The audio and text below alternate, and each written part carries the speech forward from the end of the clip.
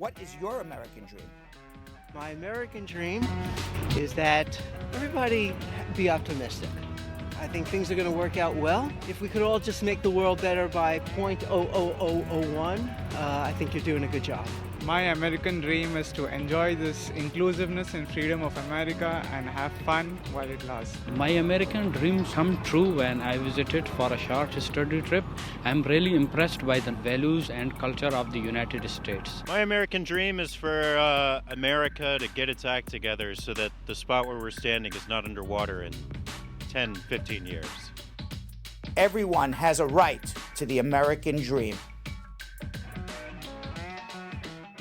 Groundhog Sam! Carmela? Hello? Do you have any time to talk to me right now? Because it's February 28th and I'm really nervous about tax time and I haven't done my taxes yet. My head's spinning. Sure. Oh, good. Thank you so much for speaking with me, Carmela. I'm telling you all these numbers. I'm overwhelmed. Don't be overwhelmed. That's why I have you, Carmela. So help me. I'm very concerned. I heard that some folks might not be getting a big tax return this year, and I'm very nervous because, I got to save for that bungalow I want to build. Absolutely. So what happened was when the tax rates changed, people did not adjust their W-4 forms. Carmela, you think really by adjusting my W-4, I will get a higher refund this year? It won't be this year, but it'll be a higher refund next year. Next year? What people need to do is come and see me and have me prepare their tax returns and also make adjustments to their W-4 forms. And how do I do that? Sure. You fill out this form called W-4, you put your name and address, and you claim 0 and also your filing status, and you submit it to your employer. Making these changes, you have a chance to get a bigger refund next year. Oh, that's wonderful. Does it matter that my employer's address is my home address? No, it doesn't matter. Okay, because I live here. It's 0 because I still haven't found the love of my life and I have no dependents. But one day, maybe. Also, I want to also tell you that you will still claim 0 even if you have children. Really? Yes, so that's why you need to come and see me. Oh, I would never have guessed that. Well, that's why you're the expert. That's right. What else do I need to know? Sure, if you owe money in taxes. Oh, no. You should come and see me as well, because you may qualify for what is called an offering compromise, a settlement of your taxes and save you thousands of dollars. Thousands? Yes. Oh, my God, I could make the biggest bungalow ever then. You think they'd have leniency for little furry marmots? Absolutely. Come and see me to see if you qualify for an offering compromise. I will. Usually Brad pays me in pretzels, so do you know what my tax liability is going to be for pretzels? No, I don't, but definitely you should make an appointment to come and see me, because maybe you'll be able to write off certain tax deductions. Ooh, like the mustard I use on top? Maybe, yes. Okay. But then you can also write off expenses, too. I have many, Carmela. It's very hard to be a groundhog. That's all right. It's a big cost of living, especially in this city. I can help you the best I can. I'm going to just stick to recapping the shows. That's my specialty. You're going to make my life so much easier. I'm not going to stress anymore. I'm going to get everything together, and then I'm going to come back to you. Yes, and so you'll be able to get a chance to have a big refund and save thousands of dollars in taxes. Oh, Carmela, thank you. I'm feeling very relieved now. If you don't mind, I just have one other item of business to attend to now. Absolutely. Hello, everybody! Did you miss yesterday's episode of Bradshaw Live? Well, in case you did, Jonathan went out in the field and did another edition of Bradamology to test everyone's knowledge as to where all the words we use every day originally come from. It's very interesting. Most people don't know what cultures words actually derive from originally. And Anna Ascona gave us a piece of her mind about the recent ICE arrest of rapper 21 Savage. And now it is the time you've all been waiting for. It's time for Bradshaw Live, starring Brad Bernstein with co-hosts Belgium Kim and Jonathan Yo-Yo Elias. Enjoy, and don't be nervous about tax time. Just get it done, and you've got Carmela right here to help you with all your tax needs. Enjoy the show. Bye.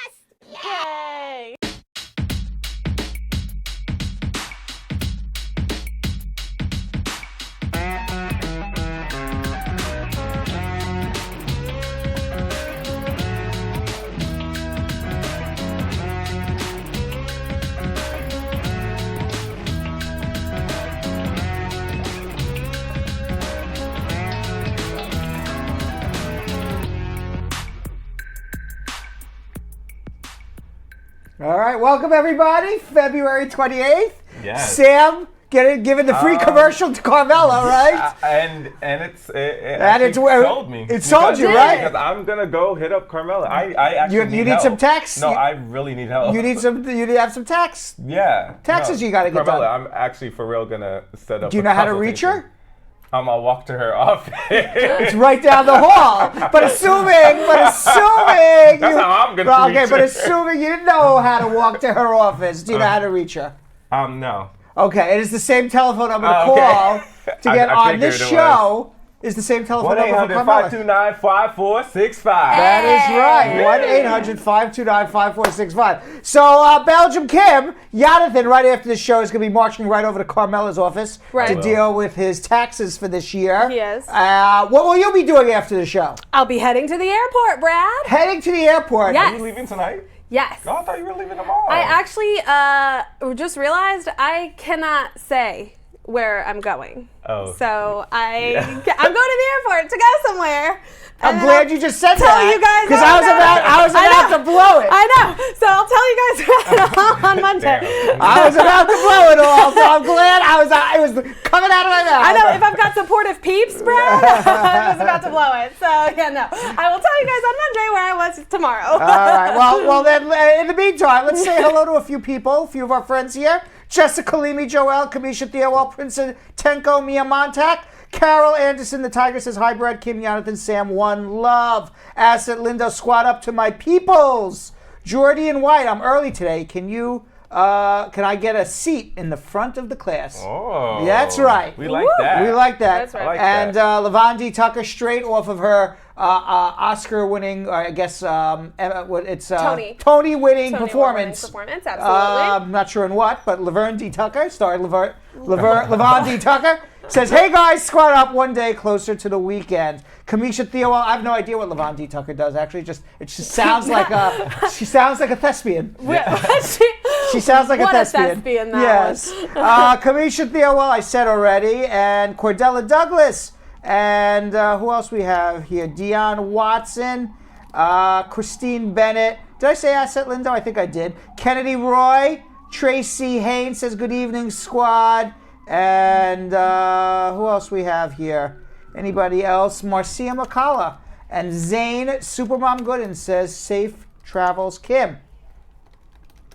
Yes, she did. Twice. I kind of want the Brad Squad to try and guess where I'm going. Drop some guesses in the comments, you guys. Flood the comments with your guesses. Are you going to tell them if they get it right?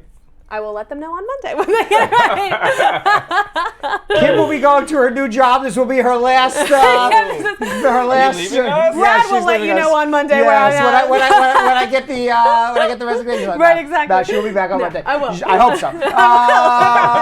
so. Jean Love on YouTube says hello. Marcine Frazier, Demba Sal on YouTube now. That's right. Yeah. Vivian Cabelli says hello. Rosianne Del Coley also says hello. Princess Black, back it up, Ricky. Cheryl Crooks says hi, Brad, Zadie, and the squad.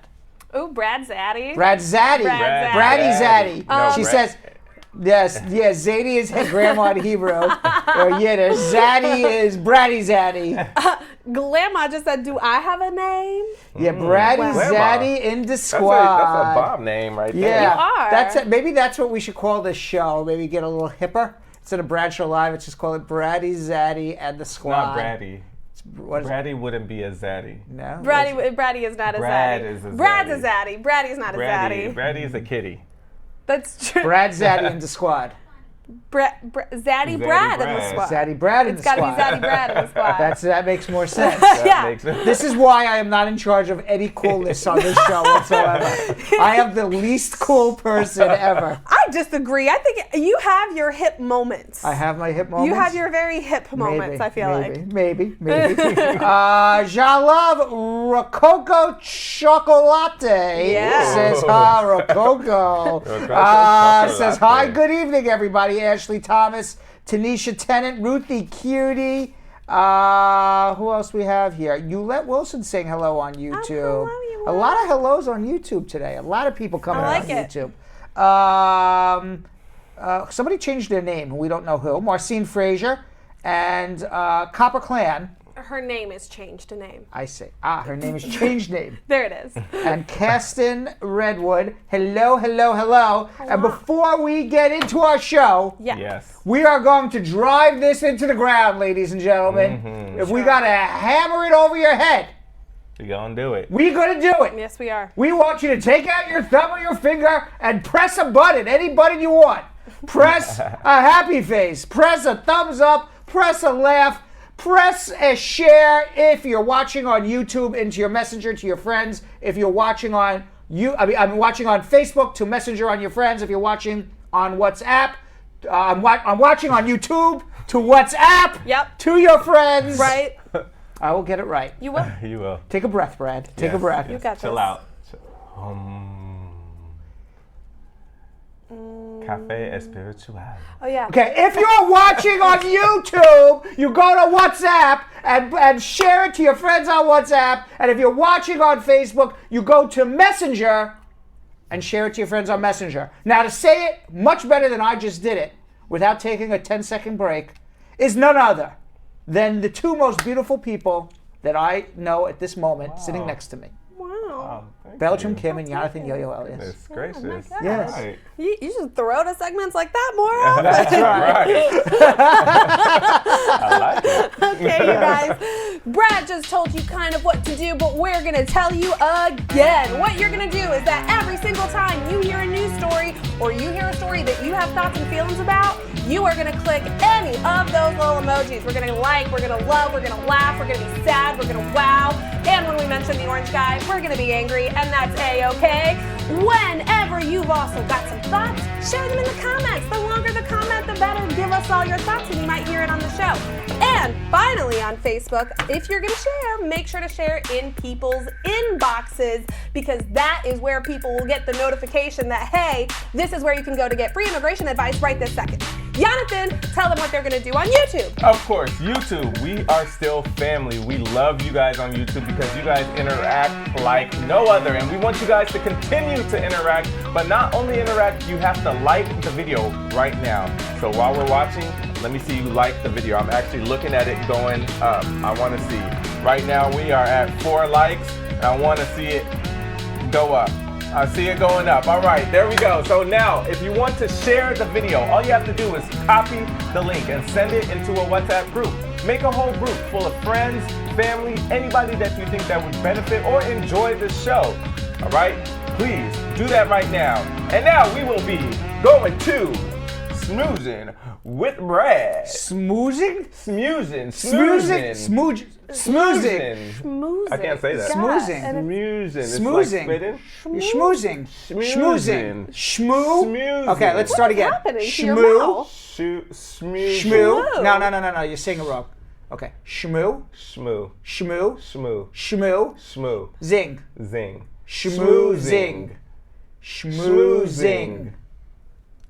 One more time. Schmoozing. Schmoozing. How did I say it? Smoozing.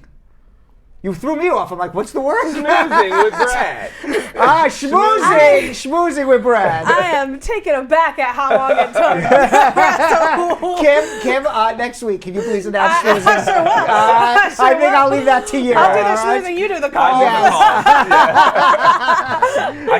I can't say some words like jewelry. Yes. Jewelry. Jewelry. I say jewelry. Can't say it. Meanwhile,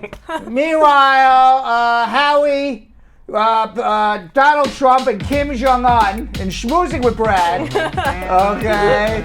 All right. If this was deal or no deal, we would pick suitcase number 24. Howie Mandel. There is no deal. No deal. No deal in Vietnam. Donald Trump and Kim Jong-un just walked away. So what did he do after the high-stakes meeting ended? Kim Jong-un still has his nuclear weapons. He's still building nuclear weapons. The United States has gotten absolutely nothing from it. Kim Jong-un has built a nuclear weapon, has made it clear he's not giving them up. The United States has agreed he won't give them up. And he got to meet the president twice and have the entire world look at him. Perfect. But for Michael Cohen, right after Michael Cohen got off stage. Right. I wonder, do you think that either the House Oversight Committee or whoever was in charge of making sure of coordinating Cohen did it on purpose to cloud the news cycle so that it wouldn't be about North Korea? Yes. Is that crazy? That is not crazy. Right? I believe it absolutely happened that way. Absolutely. Yes, because the Democrats, they're vicious as well. Absolutely. They're not, there's not like no nice person in politics. They're both 100%. vicious. Meanwhile, the orange dude of Vietnam Right. says, sometimes you have to walk. I'd much rather do it right than do it fast. We're in a position to do something very special.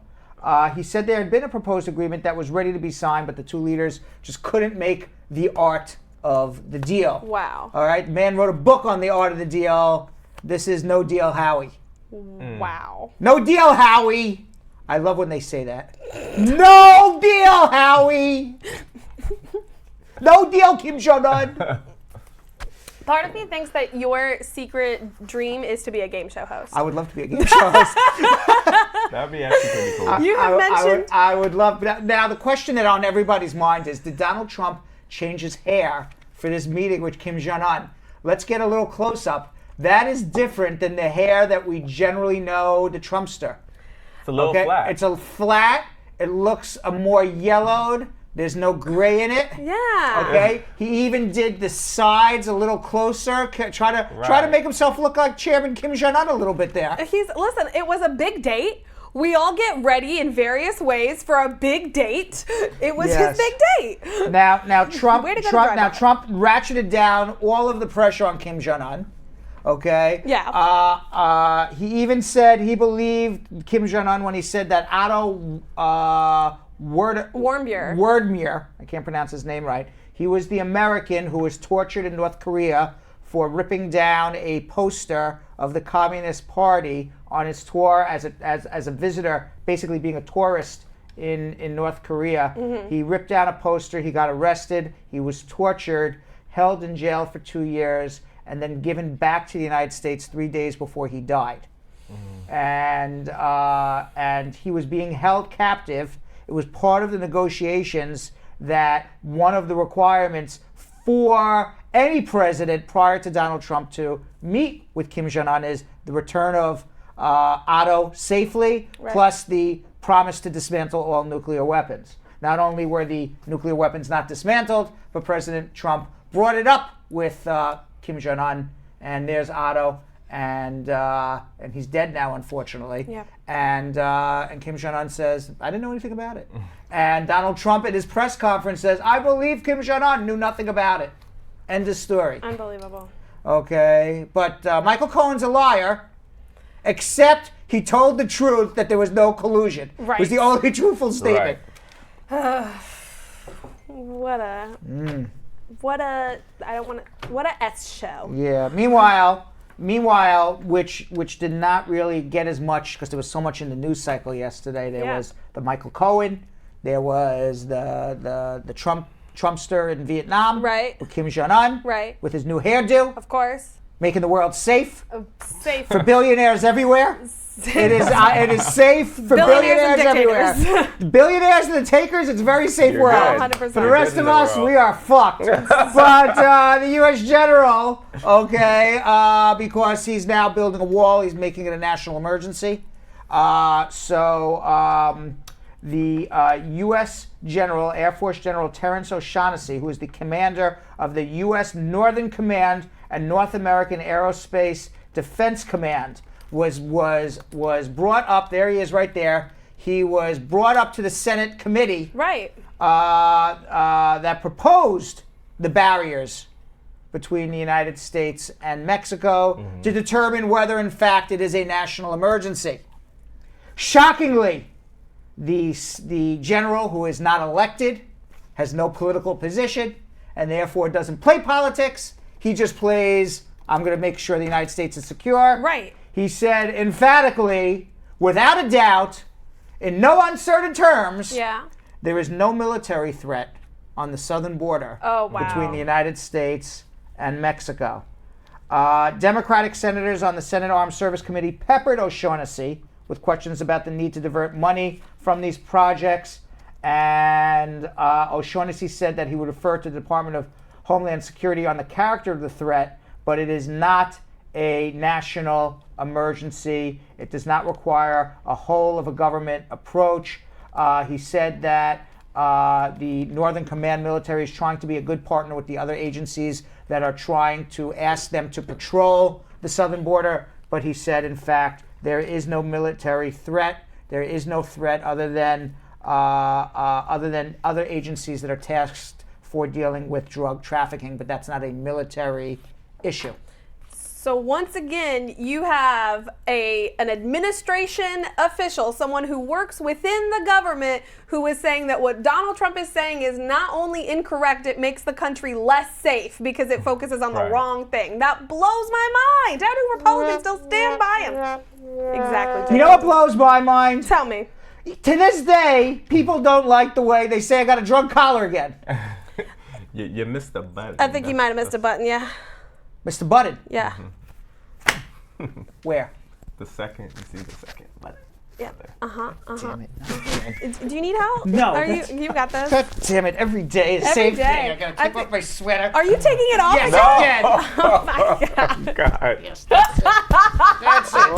That's it. Man. That's it. Every day I gotta get a complaint when the sweater comes off. I love that they be playing yesterday. They're playing me with the sweater every day. Now when I'm perfect, they're still gonna play me now. Yeah, now you gotta unbutton the button. You have to unbutton the button. That's the button. That's the button. That was my button. We have to get a Why poll. why doesn't anybody tell me this before I go on the air? The landlaw said it. We didn't see it until you were on the air because it was better than your original drunk collar. Pass it under your shirt or else you'll get the big black line. Yep, sorry. Yep. Life is tough, y'all. You're Life is welcome. tough. That's two God days damn it, in 2 a days row in a row that you now. get He's to doing see this Brad. on purpose now. No, I'm not. Listen, what do you guys think about a poll like right there? Right? I think it's we time should get one. for Brad's Brad Show Live poll. Yes. All right. So any event. Wait. By the way, I have no earpiece right now, but it's okay. We'll fix it later. All right. So any event. Jelly Bean is losing her mind. She just lost her way to communicate with the ghost.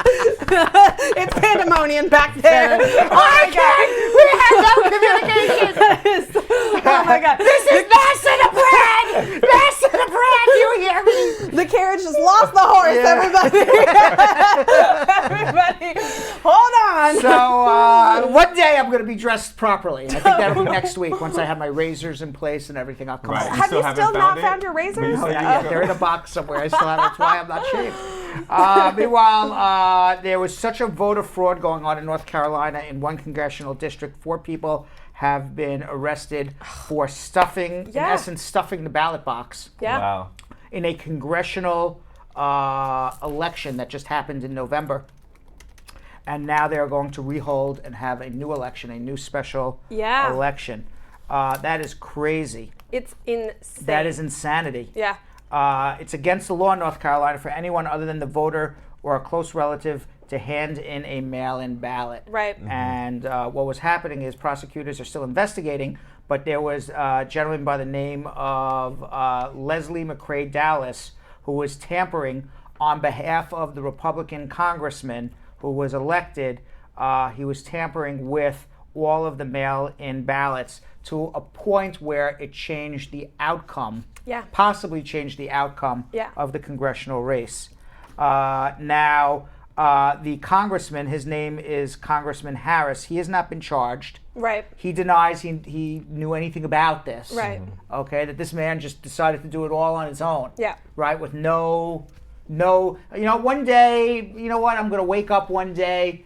Commit voter fraud. Let's see, what am I going to do? I can go down to the local store and buy some food for myself. Right. I can go to the hardware store, get that hammer I always needed. Go to the barbershop. Go to the barbershop, go look for my razor. I know what I'm going to do today. I'm going to go around and I'm going to collect over 65,000 mail-in ballots, tamper with them, and make it so that the Republican congressman could win, but he knows nothing about it. Right. Almost like Trump. Almost crazy story like, you know what? I'm going to become the president of the United States. I'm going to ask this guy, Roger Stone, just going to wake up one day and start talking to Julian Assange and tell him to go leak 30,000 emails that's going to turn the election towards Donald Trump. Right. But Donald Trump knows nothing about this. Right. Yeah, we believe that. 100%. Yes. 100%.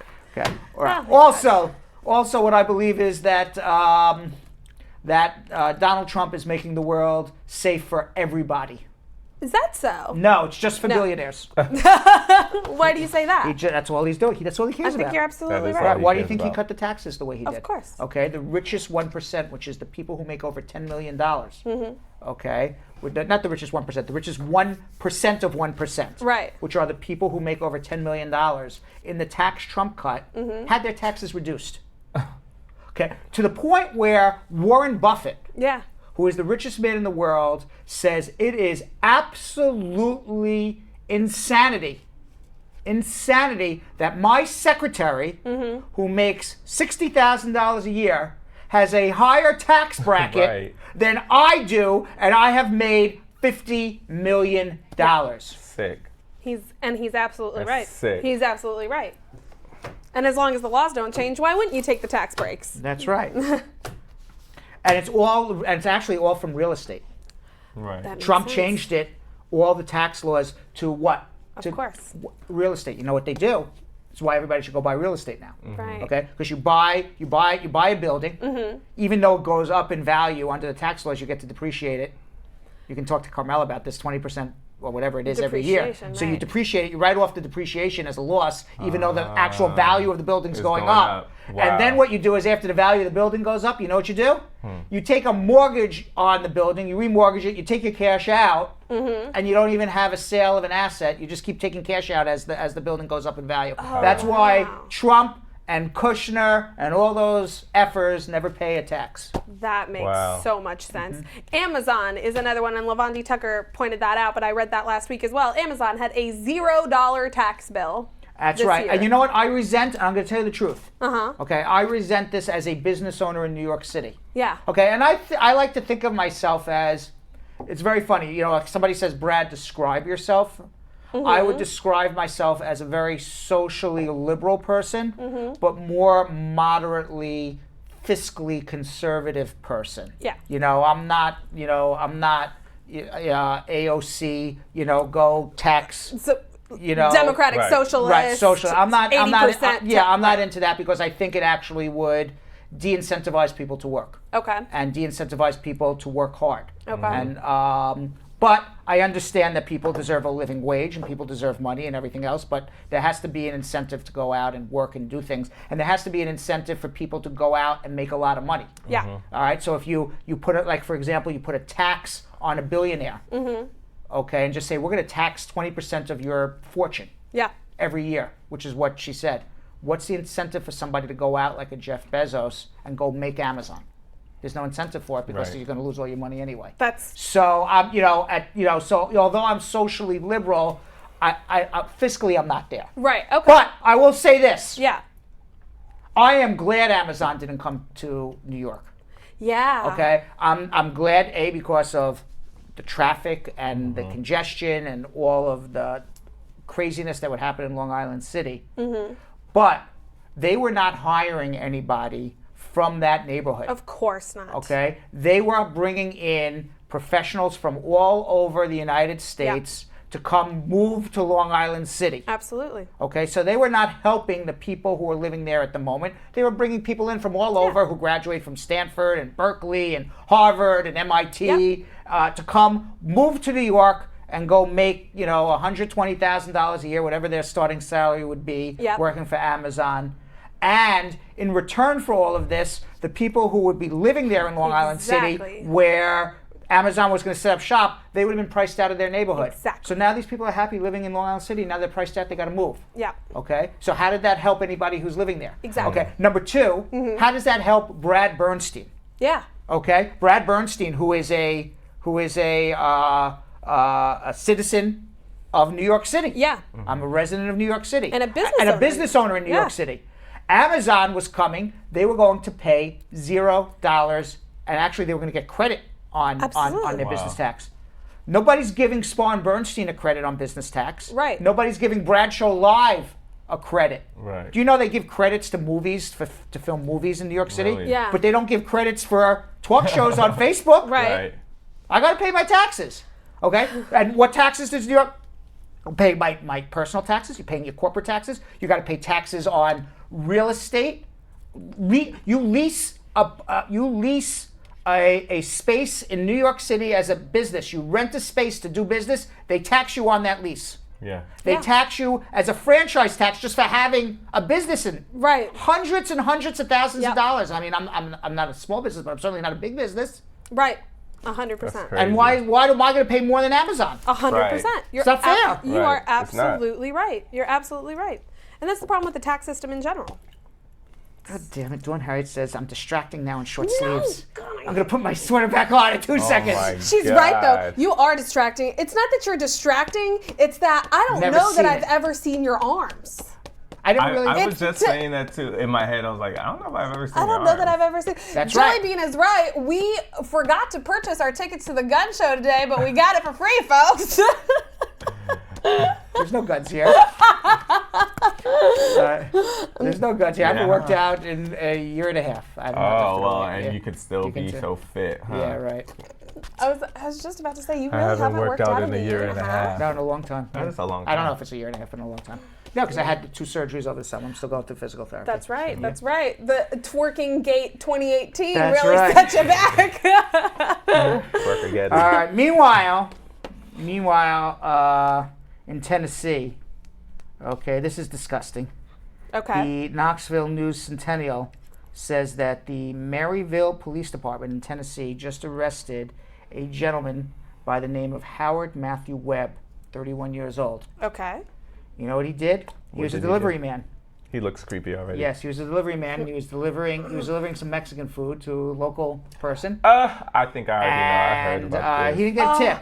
What is he doing? So let's watch the video. No. Let's see what he does. We have a video? We do not have a video. That's just we only have a picture. Still shot. Okay, all right. There is a 14-second video that's making the rounds. Apparently, we don't have it. That he dipped after he did not get a tip.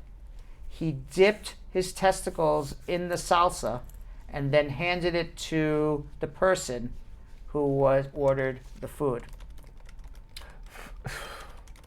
Webb is heard saying, "Oh, it feels so good," the arrest warrant said. No. That is freaking yeah. So disgusting. he is in jail on a $45,000 bond, and he's facing 15 years in jail for dipping his testicles. 15 years. Okay, 15 years. I mean, it's really gross. You could get an STD. Yeah, talking about getting extra spicy salsa, right? Oh no! That is some extra spicy salsa there. That's a great point. How did he know it wasn't so spicy that it was gonna burn? Like we've seen girls trip. If something gets in your pee hole, life is over for you, bro. Like it's gonna feel like the world is ending. I would knock his ass out if you found out. What? Jonathan just likes beating people up. He is so violent. Yeah. Y'all wouldn't want to fight him for putting his balls in your salsa? Salsa balls. It's a thing. I wouldn't want to fight him. I don't know what other disgusting things he's done that day. I wouldn't want to be anywhere near this guy. I want money. I want money from him. I don't want to fight him, but I do want money for my trauma. Right. Meanwhile, there's a new online service now. It's called Edit My Ex. Edit My Ex. What do they do? Yeah. You people who have pictures on Facebook and Instagram of their exes, and they want them out of the picture because they broke up. You like this one? Yeah. Okay. You can go now to Edit My Ex. Oh. And you can. And you can just take them out of the picture, and you're still there. So, like, let's say, for example, Jonathan, you went to Puerto Rico for the weekend. You went to Puerto Rico for the weekend with your boo, and then all of a sudden, like a week later, you have you and your boo up on the beach in Puerto Rico, and then all of a sudden you guys break up. You can go to Edit My Ex, and guess what? I was in Puerto Rico by myself. I was in Puerto Rico by myself. That's why you always take 2 sets of pictures. Oh, Jonathan! That is so cynical. And that is very cynical.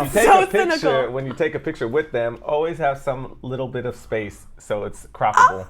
That is very, very cynical, Jonathan. Oh my God. I cannot believe that I even heard that. I'm shocked. You won't have to I pay for am Edit My Ex. shocked. No Edit My Ex here.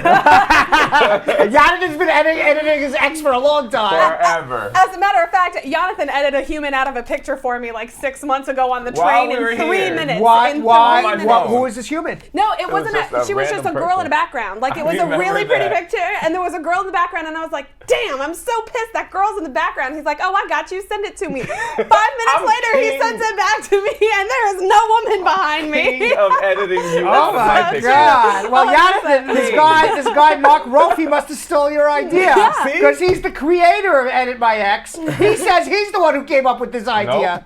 After his ex-partner of a friend who had just come out of a bad relationship from one of her best photos and was not able to get the boo out of it. So, Kim, would you edit your ex out in 2 seconds? Of a fantastic travel picture, absolutely. In any picture. I mean, in any like picture where I look dope, yes, absolutely. Yes? Yeah, all day. It's expensive though. Why? You looked into it? Yeah, like $12 a picture. Yeah. is a lot. A picture? A picture, unless you do more I than could 4 have charged pictures, and you then then. I would have not paid you $12. I would have been like, "That's that girl there." I actually. Would you? Yeah. No, because I actually enjoy the memories. That's what I think too. I enjoy the memories. Call me a I softie. I don't. Call me a Hell softie, no. but I enjoy the memories. I looking You're out of back. my life, I you're out. I have nice memories. It didn't work out, but I have nice memories. But yeah, you keep a copy of both. Yeah. No, done. Dunzo. You straight delete them from your Yeah. phone. Straight Oh cut. no. Yeah, like don't No, let the no. door hit you on the way out. Let it hit you on the way out. Really? Damn. Slam it in your Damn. face. You have got to If go. my foot doesn't get there first. Wow. Wow. It's true. I've also seen some savagery like that from you. All right. So while I go and stretch and figure out how I can hear these telephone calls. Uh-oh, we have a funny one from What? Glamour. What? You asked if they would use this Edit My Ex. Yes. Grandma said I need to find a man first. I saw that. Yeah, I saw that one. To I which saw that one. Cordella said, "I can give you my bro." All right, y'all better become family. I don't know if that's a good thing or a bad thing. you Yeah, I know? was just saying, Go on, I'm you- just like, is this trafficking Yeah. of some kind? Like, we're just handing people over? All right, so go tell everybody what they need to do while I get myself set up here. All right, everybody, you guys have been doing so well so far. And we even started off with a high amount of shares. We're in our 70s right now, but you guys can do so much better.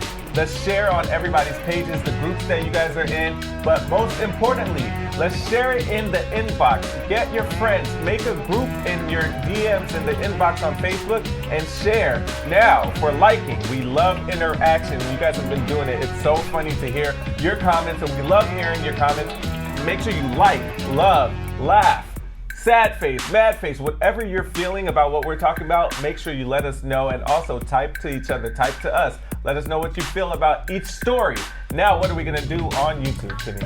Okay, YouTube fam, you guys are gonna copy that link that says share. It literally just says share. And it's gonna pop up. You're gonna copy the link. You're gonna send it to all of your friends and family in all of your texting apps, whether that's WhatsApp, GroupMe, your regular old FaceTime texting situation, however you wanna do it. You're gonna tell people that they can get free immigration advice right here, right now. And the way they don't miss that is by subscribing and hitting that little bell right beside the subscribe button so you know when we go live. And when you can get answers to your immigration questions, which starts right now with getting answers. Here's the answers to your immigration questions with Brad Bernstein. Hello.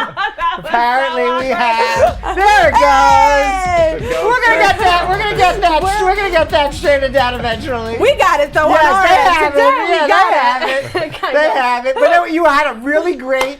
You had a really great. And now, ladies and gentlemen, Right, and then and it's it like, just goes to- and then it just goes to me. I'm like, hello.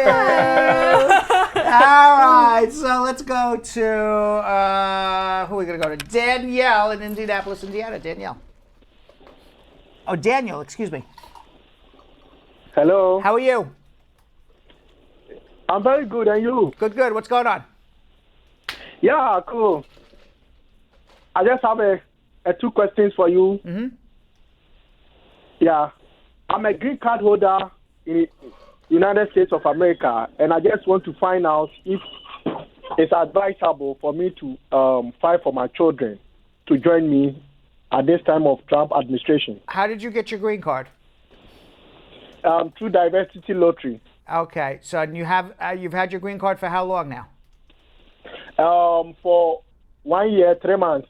And how old are your children?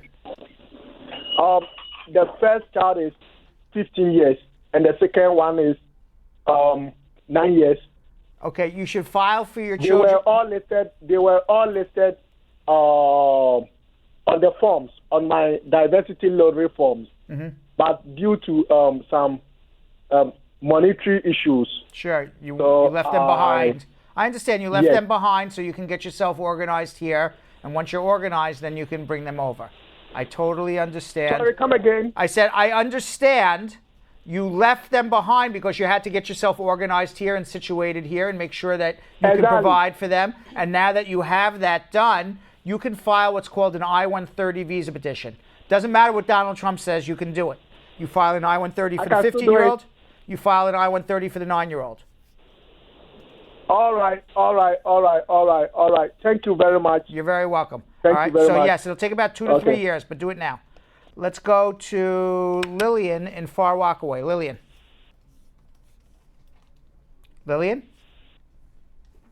Lillian? Hello? Hi, how are you? How are you?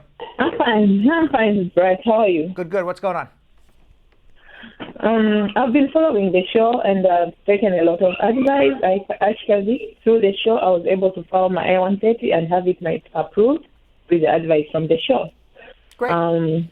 Right now, I filed for my I-485, and I received a notice in the mail for my interview. The problem I have is my husband doesn't want to come with me to the interview. I've tried. I don't know what I can do. What is your advice? If your husband won't come, you can't force him. So either you have to figure out a way to get him to go, or say, you know what, this marriage is no good if he's not going to come with me. What kind of husband is that? So then you get divorced and find another person to get a green card through. Or, number 3, if there is abuse, physical or extreme emotional abuse, you file that way and leave him. He just does this emotional abuse. I don't know how I can prove that, but I know he's been doing this for some time. Because a part of emotional abuse is one person just, subjecting another person to their whims by having power over them. That is a form of extreme emotional abuse. So hold on one second. Yeah, hold on 1 second. You need that consultation, so hold on 1 second. Let's go to Mika in New York. Mika. Yeah, hello, Brad. Good evening. Good evening. I have a question for you. My cousin, she was divorced in 2014. Right. And she applied for a U.S. visa in Jamaica in 2016. She got the visa, but on the form, she put that she was still married. She came to New York. She got December 2017. She went for the interview. The marriage was approved, but she had to file. They sent in the mail where she has to file for a waiver, where the waiver is being denied. You're breaking up, so say that again. My cousin, she was divorced in 2014. Right. She applied for a U.S. visa in 2016. On the form, she put that she was still married. She came to New York. She got married in 2017, right, and December. Then, She went for the interview for her green card. They said what? You said you were married in Jamaica when you weren't. Yeah. Right. So they told her to file this for a waiver, is and the it story. was denied. This is the story, and they rightfully denied it. When you go get a visa, whether it's in Jamaica or Timbuktu, it really doesn't matter. You have to be able to prove that you have a reason to return home at the end of your visitor's visa. So one of the ways to prove that you have a reason to return home is I'm leaving behind my spouse who I love. So that very well may be the difference between getting a visa or not. It is more likely to get a visa as a married person than as a single person, especially between the ages of 20 and 40. The statistics are that single people 20 to 40 don't return home. That's the statistics. So that's why the government, whether she did it right whether she knowingly did it, my guess is, if I had to take a real guess, that she knowingly did it because she knew that would be the only way she would get the visa. She came here. So now she gets married, and the government says, wait a second.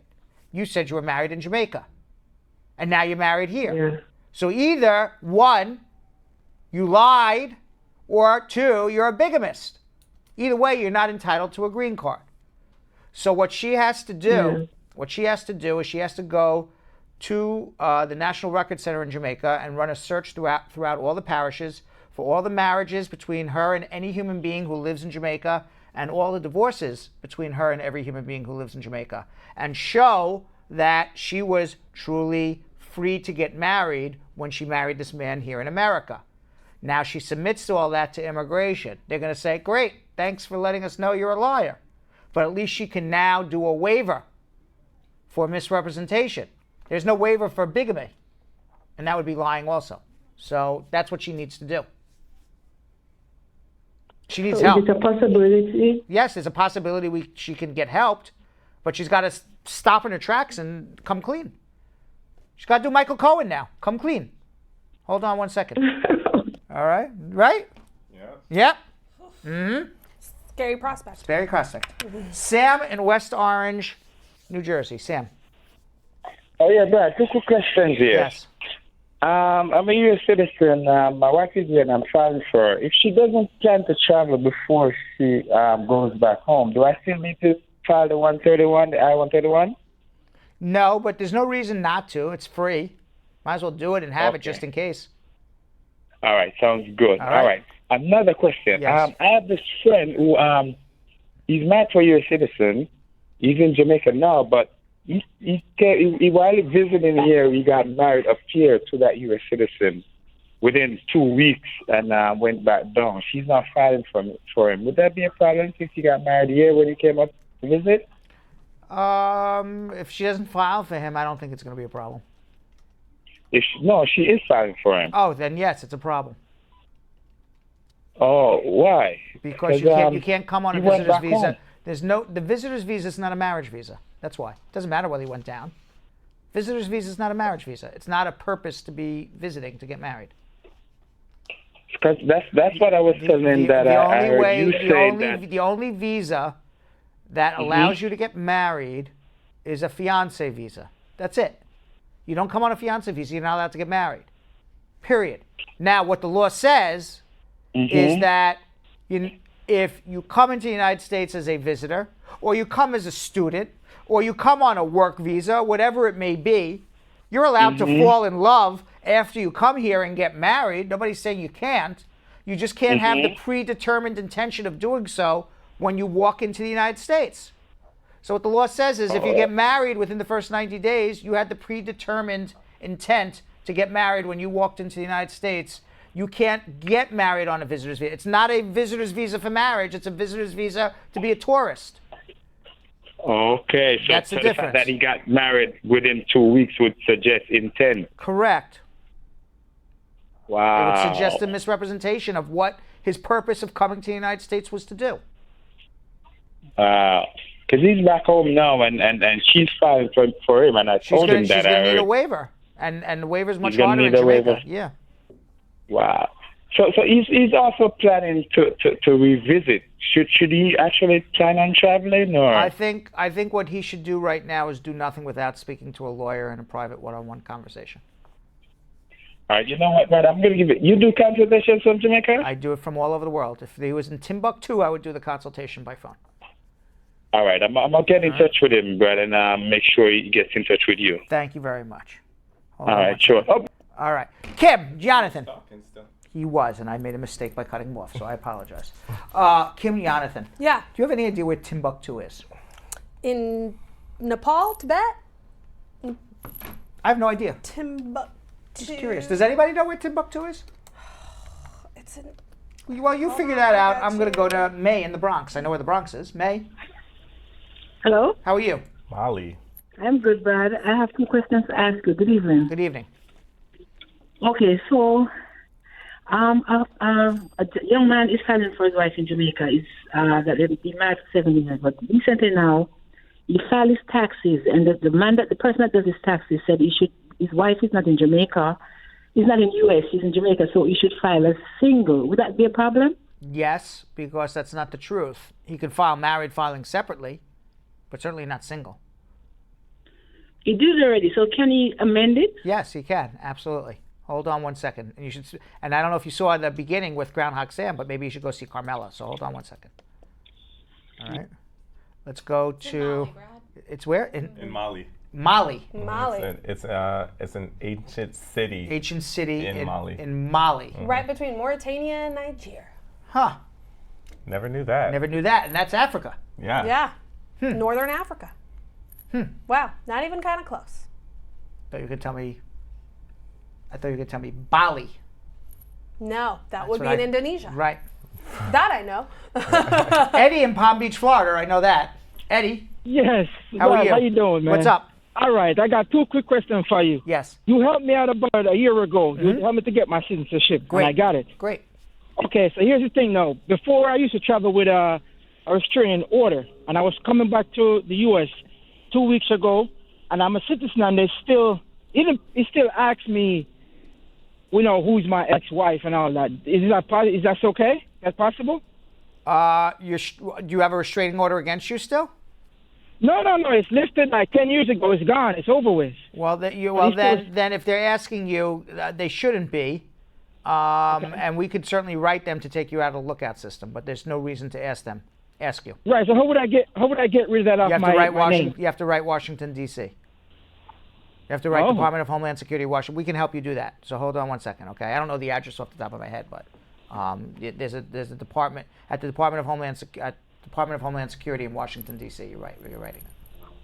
Hold on one second. Okay. All right. Let's go to who should we go to? Eeny, meeny, miny, mo. Carew in Bronx. Carew. Hi, Brad. Good night, Brad. Good afternoon. How are you? I'm good, and congratulations, you guys. You know, a real good job. Thank you so much. Thank you very much. I have 2 quick questions. After 17 months of waiting for an interview, I finally got one. Great. But the issue I have right now is that my wife seen that she can't find her citizenship. She can't do what? So I'm wondering if she can't find a neutralization card or citizenship. Okay.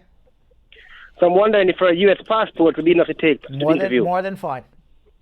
Okay, one other question. Her aunt was a joint sponsor, and they're asking that we should bring the affidavit of support and joint sponsorship neutralization card. Do I need to bring her card also too? No, just photocopy is fine. No, I'm talking from my wife, from my aunt. She was the joint sponsor. I understand. Should I bring her? The joint sponsor, you just need a photocopy of her identification along with the affidavit of support and supporting documents that support the affidavit of support. And those documents, but I already sent it. She need to scan them again? You just need to prove she is who she is. A photocopy of her identification, plus the affidavit of support, plus the tax returns of your aunt. Okay, thank you very much, Rod. Thank you very much. And you guys enjoy the evening. Thank you. Thank you very much. And so many people say we're doing such a good job. Yeah. Everybody calls us. Nobody says, "Oh, you guys suck." That's true. That would be all a right. weird Has anybody call. called and said you guys? Well, no. We had a KKK person call once and told me I suck. Yeah, but that's I take that as a high compliment. And I said, you know what? I don't suck as much as you. Right. You suck a lot When more was than this? me. Before you. Oh. When on the radio, we used to get KKK. Really? If anyone's going to tell me that I suck as a human, I really want it to be a Nazi. Yeah. Because I'm like, great. If you think I suck, I'm doing So something right. everybody says we do a great job. 100%. Okay? This is the problem. What's the problem? Nobody knows outside of the 180 people watching right now that we're fantastic. Well, I would say maybe the other 3,000 people who watch every night probably know That about is true. us too. We do have about 3,000 people who watch. But outside of those 3,000 people who watch every night for at least a few minutes. Right. Maybe not the total 2 hours. Right. Outside of those 3,000 people, Yeah. nobody knows. No. Zero. There's 2.6 billion people on this earth that we can help. Yep.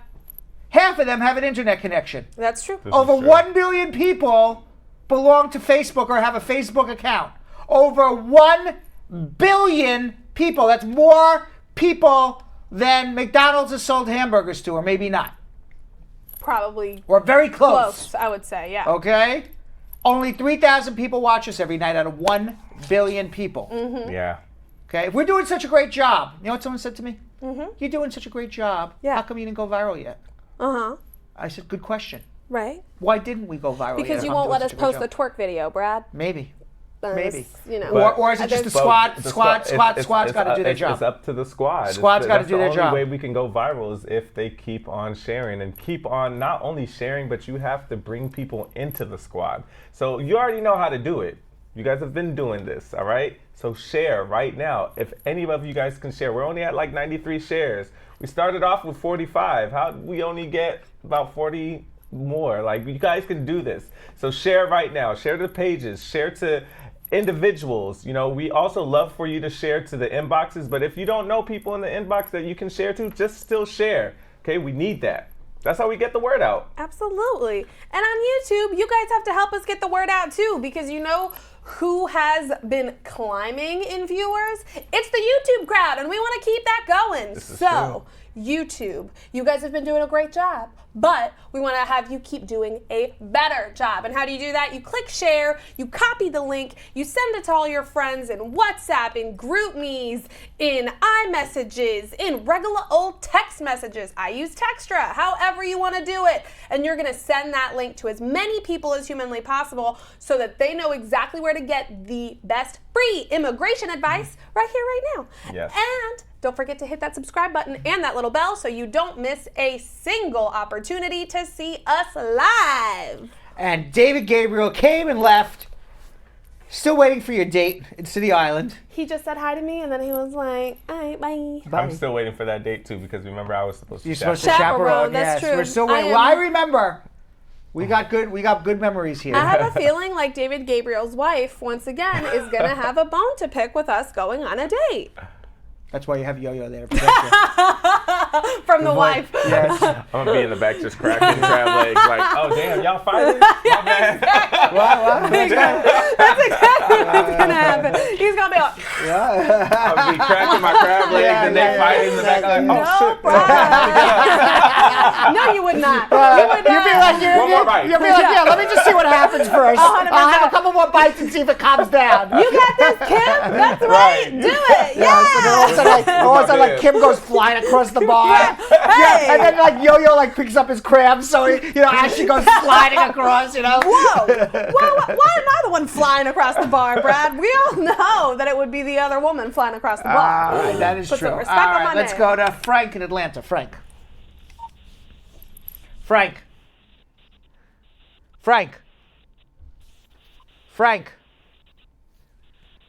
in Atlanta. David Gabriel's in Atlanta too. Maybe he could talk to Frank and tell him it's time to say hello.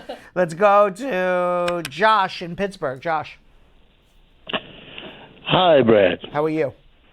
I'm good. You guys are awesome. I always love listening to you guys every day. Thank you. Yeah. I just had two questions. The first question is, I have a work permit, and it will be expired in 2 months' time. So the question is whether I still can work after I apply for renew or... Yes. Up to Well, I 180 still can days. work if I renew. Go like, renew it now, and you're allowed to work up to 180 days while your application is pending. Okay. All right? I gotcha. Thank you so much. So second question is... Yes.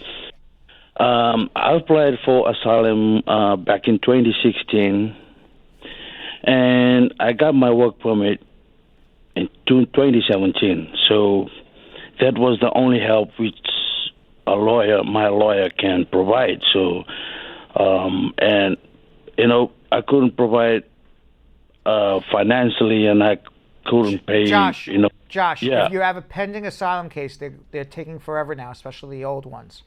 If you would like, I can review it, and if you have a solid case, maybe we can file a mandamus or something to kind of push the process along. Oh, I don't know what happened to Josh. All of a sudden, he just left us. But hopefully he heard us. Belgium, Kim, and Jonathan Yo-Yo Elias. Okay, in the meantime, we're going to get to our social media questions in about 3 minutes or so. Okay. So if you do have social media questions, give us a call. Don't give us a call. Please leave those messages. Right. Please leave those questions both in the comments section of YouTube or in the comments section of Facebook. We're going to be answering your social media questions in about 3 minutes from now. But in the meantime, an emergency shelter for immigrant youths between the ages of 13 and 17 called the Homestead Temporary Influx Facility.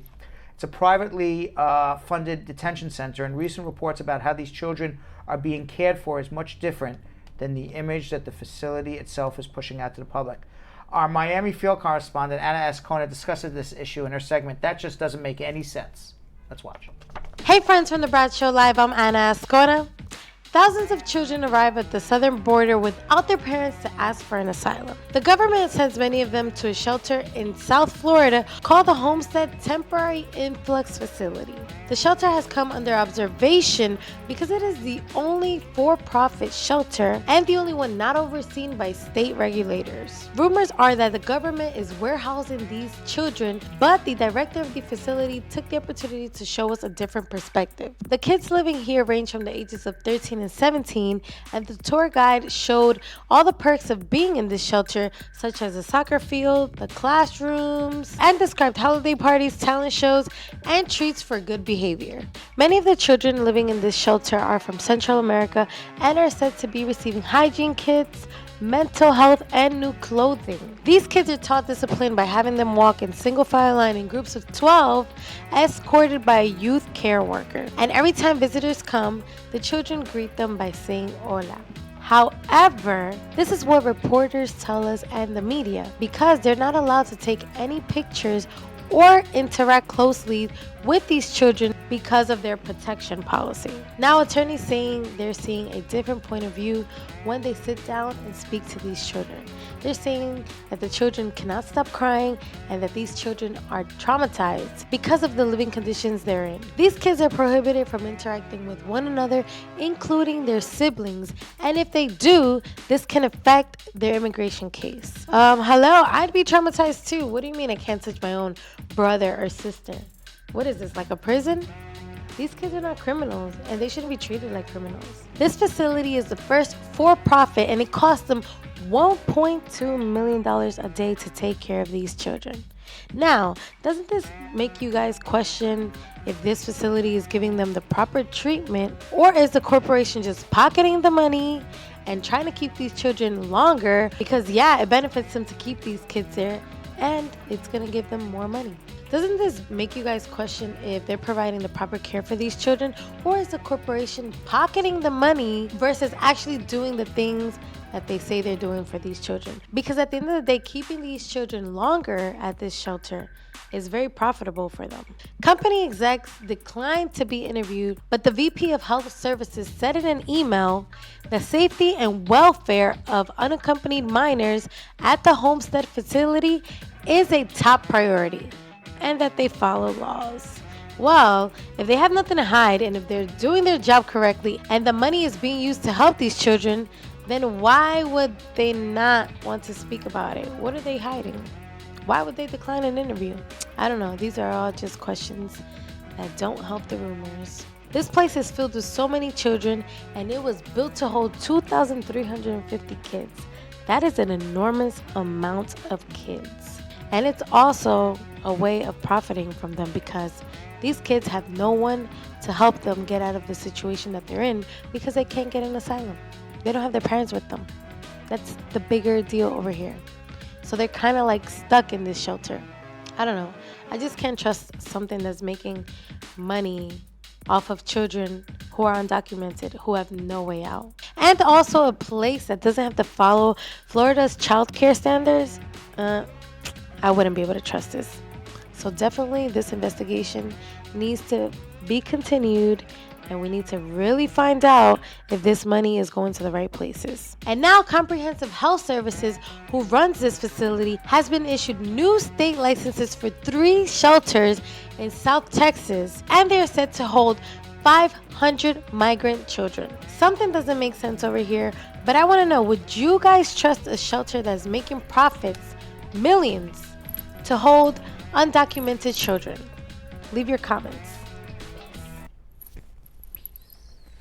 There you go. There you go. So cool. So cool. God, I wish I were that cool. Even in my short sleeves. You're with the coolest. Guns, with the guns popping out. You're the coolest in your short sleeves, Gun Brad. shooting. Yeah. Damn, that's the sound that your guns make. That was rude as hell. Julia, the TriCaster guy's being shady as hell. Will Julian, the TriCaster guy, be paid this week? Let's see, what does it really say? Without a doubt, he will be paid. You got lucky. Man. Magic 8 says The he will be A-ball paid. is right. A-ball is right. All right, something we call social media check-in. Let's go check in with what's going on social media. He is a fool. All right. Our first one comes from someone with an Arabic name, and I cannot read Arabic. This is for you. Hello, it's been almost 3 months since the day of the interview at the U.S. Embassy in Mauritania. Mauritania. Where's that? Africa. It's an island off of Africa, isn't I it? believe that's right. Okay. I could be wrong. Okay. Right, I could be wrong, but I think so. She'll check. Yep. Okay, my visa case, it's AP, no update, also B1 visa. Do you think I have a chance to get a visa yet? What? Mm-hmm. Magic 8 Ball, man in Mauritania, waiting on visa. Mm-hmm. I know nothing else. I don't know anything other than he's waiting. He's Will he waiting. get a visa? It's decidedly so. Magic 8 Ball says you will get a just visa. Don't know when. I have no idea when. I need to know a lot more information, obviously. But, fun fact, Yeah. Mauritania in Northwest Africa, right next to Mali. But it's not an island. It is not an island. Right. But I knew it was okay. So then, Oh, so then what was your I thinking country. was an island? Mauritius. The I was Mauritius thinking Islands. Mauritius Islands. Okay. In French, l'île Maurice. Mauritius. Yeah, the Mauritius I heard that's very nice there. That's where my brother honeymooned. Is it nice there? He says it's gorgeous. yeah, I have I'm never. honeymoon, I did yeah. not join him on his honeymoon. Why not? I don't know. He didn't invite me. It was so weird. Jonathan, did you join Kim's brother on his honeymoon? I didn't. You didn't. Maybe we should go take a Bradshaw Live trip there to see how his honeymoon would have been. Oh my God. I have What do you another think? brother getting married kind of soon. We could just go on his honeymoon. To Mauritius also. I think they might. That'd be weird. Why would that be weird? There's nothing weird about that. Yes, and Debasau, who lives there, says it's not an island. It is not an island. We know that now. But it does border water. It does touch Yes. water on one side. Yes. Refusia says, hey guys, how long will it take to get a work permit under VAWA? Please let me know. Well, you can't get a work permit under VAWA until your VAWA application is approved. However, if the abuse was by a U.S. citizen, you should have filed an adjustment with the VAWA application, and then you can get a work permit in about 6 months. All right, Juliet says, my brother's petition from my sisters in 1994 was over when they were preparing and ready to come to the U.S. My sister suddenly changed her mind not to sign in for the affidavit of support. I'm asking if there's a chance my brother and family can come here. Me and my other sister are willing to help for the affidavit of support. There's a possibility to change the petitioner. Please help me, or what advice can you have? Thank you. So one brother filed and refused to sign the affidavit of support? The sister and is the sister still refusing? Yeah, so the Is the brother's sister petition alive? From the sister, yes. Okay, because the only way you could substitute is if the petitioner died. Other than that, there's no substitution. Really? Don't go kill your sister, but that would be it. So what can they do? They have to start finding a new way to get a green card.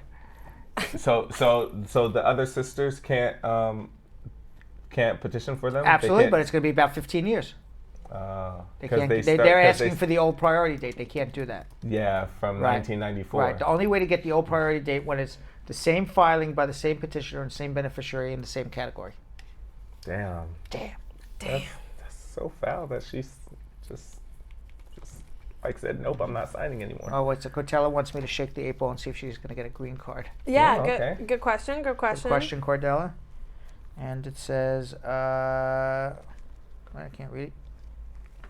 That says yes. Says yes. That says yes. Magic 8 ball says yes. Beautiful. All right. We need a sound. We need a sound when you do the pew, magic. pew, No, pew. not that. Like a magical. He's never going to make that whimsical sound again. I'm sure he's very scared now Now with the that his sound. Chuck is on the line. He had no idea that was possible. He goes, I was just trying to be funny. Yeah. Never be funny with the host of the show. Remember that. I also love that A piece of advice that you just gave was, now don't kill your sister. But that was pretty good advice. You know, a lot of times advice. people tell me I give good advice, right? And they're not wrong. They're not wrong. Don't kill your sisters. Good advice. A1 advice. Thank you. That's why they watch. There you go. Look at the big brain on That's Brad. right. Look at the big brain. Boom. Pew pew. That's what's in the. That was in the movie. Pulp Fiction. Pulp Fiction, yeah. We've got a question from Asghar Khan, who said, the form I-864W. I can't find any affidavit of support. How do I get an exemption? If you could shed some light on this, my I-130 was approved 7 months ago. You can't get an exemption from an I-130 on an affidavit of support. Okay, the I-864 you have to do. No other options. No other. You can do the I-864, the I-864 easy, but there has to be an I-864 done. Okay. From an I-130 petition, there's no exemption. There's no exemption. All right, Roseanne has a question. How long does it take to receive a letter for the interview? It changed in my app about 8 days ago, and so far I didn't get a letter. Other question, I just renewed my parole and work permit, but the name came on wrong in the letter, but they're sending the card already. What should I do? I have a pending VAWA and already sent a letter telling them that it came out wrong. Well, you would need to return, unfortunately for you, you need to return the work permit and get it done right. And VAWA cases take 2 years. So you're going to be waiting for both a new work permit in the right name, plus your interview, which will take some time.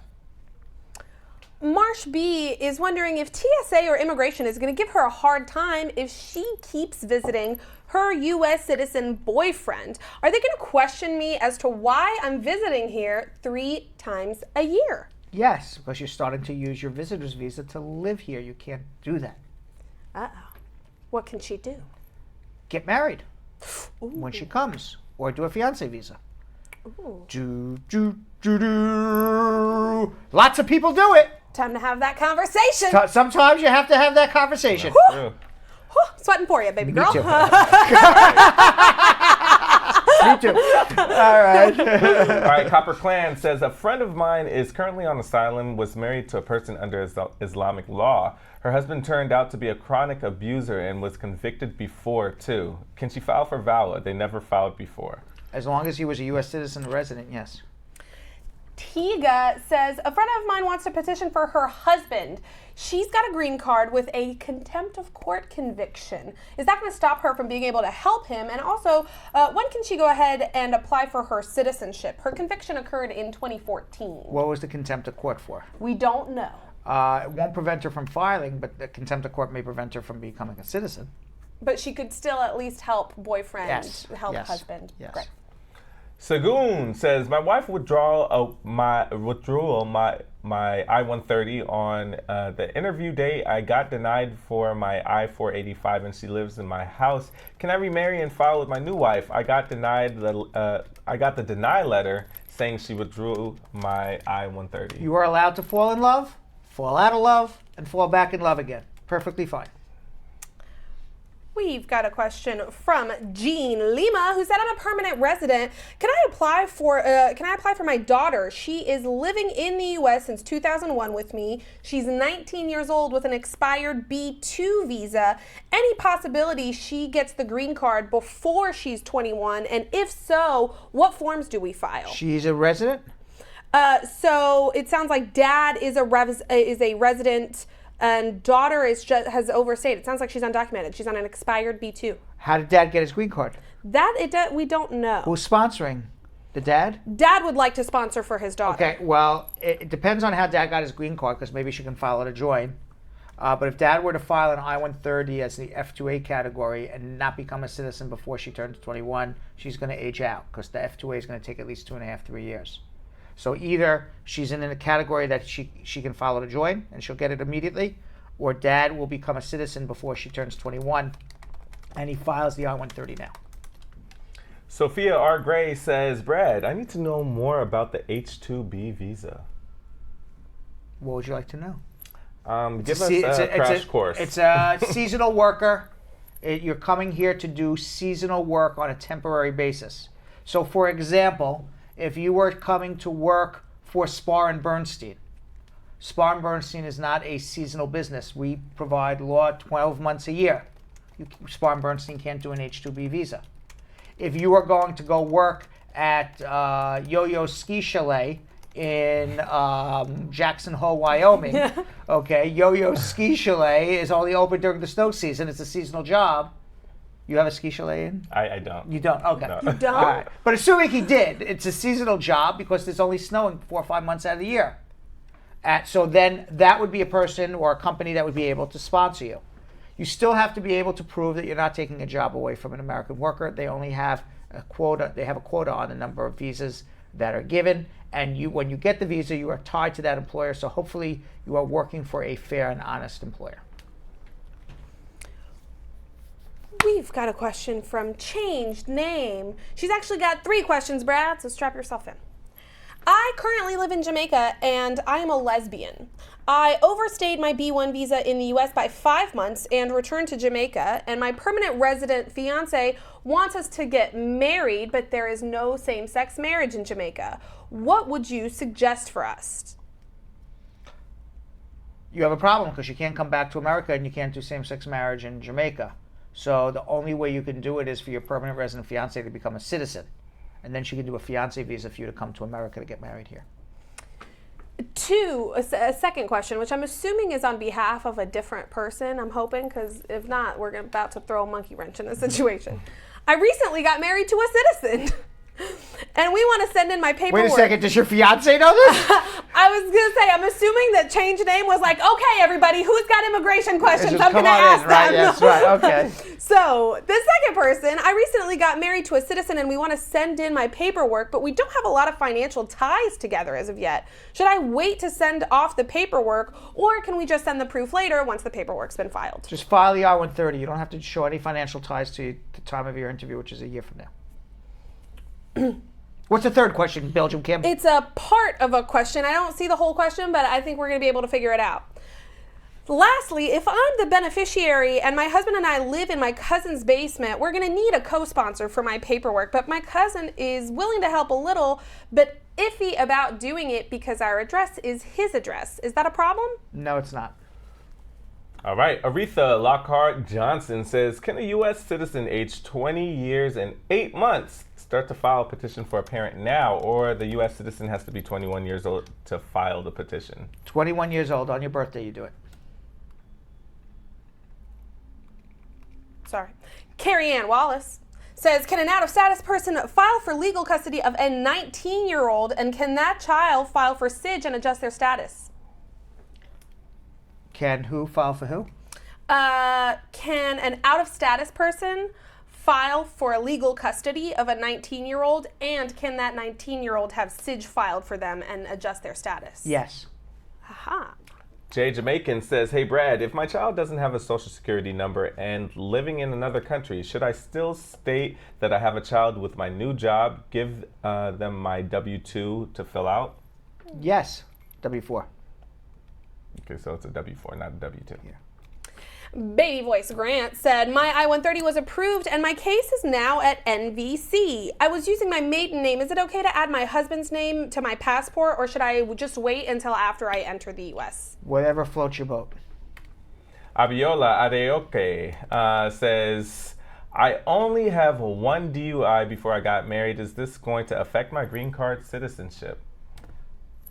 Green card and citizenship. DUI does not affect your green card. It could affect, DWI does. It could affect your citizenship if a bad moral character, though. Yo-Yo knows that.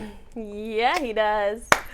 We've got a question from Annie Palmer, who said, I'm asking for my friend. She's wondering if she has to continue filing for her husband, although she does not get her 10-year green card yet. However, she did an amendment with him already, but was wondering if she has to file with him again. She sent in all her paperwork already and got her extension. Should be filing joint tax returns until the day you become a citizen if you're basing it on a bona fide marriage to a spouse. Nova Samaj says, hey Brad, if your 2-year green card expires and you apply for the 10-year, what form or ID can you use to renew your driver's license? Have not received anything yet from USCIS. You should get it momentarily, but you can use your passport. The motor vehicles has to have some sort of record that your permanent resident status has been extended, but you should be getting it any day now. Beverly is wondering, how do you amend tax returns from saying single to married but filing jointly? You file a amended tax return. I'm not a tax expert. I don't know the form to fill it out, but you amend your tax returns. Jean Samuels. Good evening. My daughter filed for me for my green card, went to Mississippi, was leaving first. She's moved to Orlando now. And the change of address, but my green card is still sent to Mississippi, so I have not received my green card. Is this an issue? What should happen? That she moved to Mississippi and didn't receive her green card? Well, they moved to Orlando, so the green card was sent to Mississippi. If the green card was mailed out and you didn't receive it, then you have to do an I-90. If the green card was mailed out and returned to immigration, you should be able to call them and they'll mail it to your new address. It's one or the other. Cordella Douglas is asking for her friend, Uncle Brad. If a friend of mine is a green card holder and she married someone and they're both living together for the last 3 years, he filed for her and she got the I-130 approved. Now he's moved out and is back with his children's mother. What can she do? Again, if the marriage breaks up, you have 3 choices. Get back together with him, file some sort of abuse case, get a divorce, and marry somebody else. Rachel says, when VAWA case will... When does the VAWA cases deliver the green card? I passed my interview. They told me that they will mail my green card 7 to 14 days, but now it's almost been a month. Well, look in your mail tomorrow. Should be there.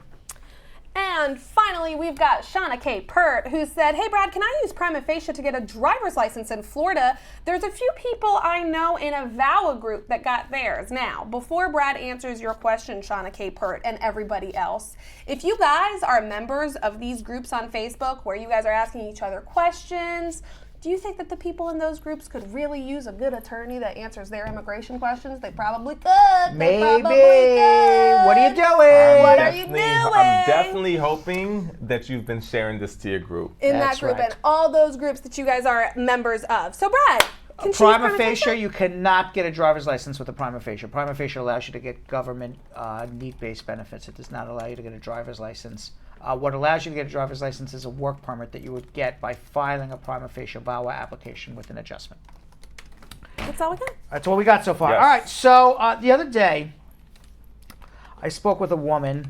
It was actually a sad case, actually, by the name of Laura Meza. She served in the U.S. Army as a dental hygienist. And in that time, she became a victim of military sexual trauma. She was raped while in the military. On active duty in Iraq. She suffered post-traumatic stress disorder when she was in active combat in Iraq and witnessed a mass casualty, bombs, people getting killed right around her. After an honorable discharge, her trauma resulted in the abuse of alcohol and drugs. A felony for possession of marijuana and an attempted robbery resulted in a 2-year prison sentence, and then ICE went to deport her to Costa Rica in 2009. A country she never knew because she came to America before she was 5 years old. Oh my God. She's been living in Costa Rica since, trying to fight for her way to come back to the United States after being honorably served and discharged from the Army, suffering post-traumatic stress disorder after having been raped twice in the Army.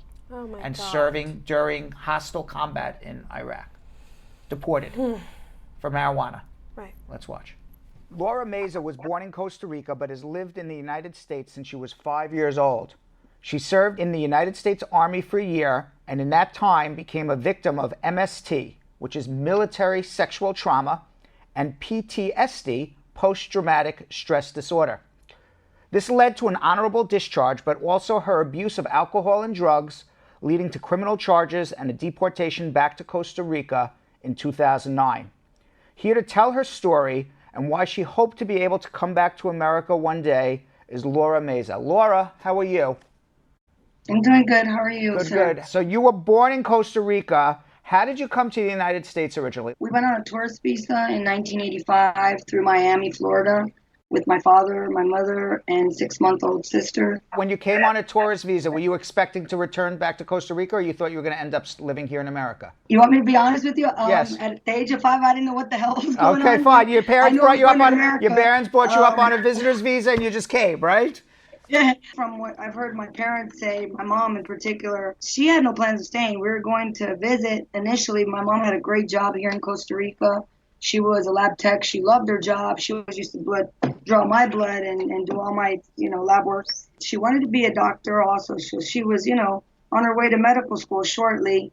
And I don't think she wanted to go to the U.S. and clean houses and change that job to, clean toilets, which is a very, honorable job. She does that now. Right. But that wasn't her plan. My father was heartbroken when he knew we had to come back home. And I think he basically just didn't want the family to be disunited again and wanted us to stay together. So where did you grow up in America? I grew up mostly in Montgomery County, but we moved around a lot. I went to a couple high schools in Montgomery County, maybe one or two when we moved. And then finally at age of 18, I moved out of the house with a boyfriend, and I ended up going to Bell Multicultural High School, where I recently got pregnant, and then at the age of 19, I had my daughter and also graduated high school. When did you get your green card? I got my green card at the age of 21 in 2001. Who petitioned you? We petitioned under my father. Because my father had to change his status from green card holder to citizenship to naturalization, we had to put in the paperwork all over again. I understand. So your father became a citizen and filed what would be called an immediate relative petition for you prior to your 21st birthday,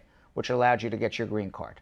Now, when did you join the Army? After you got your green card? Yes. And why Correct. did you choose to join the Army? The initial reason that I joined the Army was because I wanted to be an Army dentist. I wanted a career in it as an Army dentist and to give my daughter Jasmine a better future. I always thought about college. I love education and learning and reading. But I was also told about the great benefits of naturalization, the healthcare benefits and education benefits. So that was also very appealing. But now, after actually being deported, I realized what a great country I served. And that now I feel more patriotic. Even I remember Hector Baraja saying this, and something I saw, him on. But I really understand where he comes from when he says you feel even more patriotic when you're in another country that you didn't grow up in. And then I put my life on the line for my country, and I feel that's the most patriotic demonstration of love and pride. I started to feel a lot of pride after basic training in AIT while I was in the military. I had leadership positions at times, and I felt, great. I never left anyone behind either. I was the one always carrying the soldier left last behind. I didn't want to leave anybody behind. I was selfless. And, all the moral principles and values that my dad and mom taught me as a kid just were re-instilled even more in the military. What years did you serve in the military? In the beginning of the invasion of our Operation Iraqi Freedom, 2003 to 2004. Were you expecting to go into combat? Was that told to you when you joined up to become a dentist in the Army? I was told that was very possible. You knew ahead of time that you possibly could see combat? Yes, I did. I was told that we were possibly going into war and that there was very many deployable units, especially in Germany. Once I knew I was going to Germany, I knew that I probably was going to be deployed to war. Now, it says you were in Germany in 2003. Yeah, sometime in 2003. I don't remember exactly what month it could have been. What happened in Germany? Something happened in Germany to you. Can you talk about what happened while you were stationed there? There was a soldier that would see me in the chow hall, always said hi to me, and he invited me to come over to his barrack one day. I mean, we all stayed in barracks, and we always went to each other's barracks, people that we knew, friends, and everything. I didn't know this guy. I think that's a lot of the guilt that I have to deal with, because sometimes when you're a victim of these kind of things, you kind of blame yourself for it. But he ended up inviting me over. He said we'd watch a movie. When I got over there, he invited me to a beer, and that's what. After that, I mean, he had to have put something in my drink. I'm sure he drugged me, because I didn't drink a lot of the beer. To pass out like the way I did and just go unconscious and not have any recollection at all what happened from one moment to the next and wake up the way I did. How did you feel when you woke up?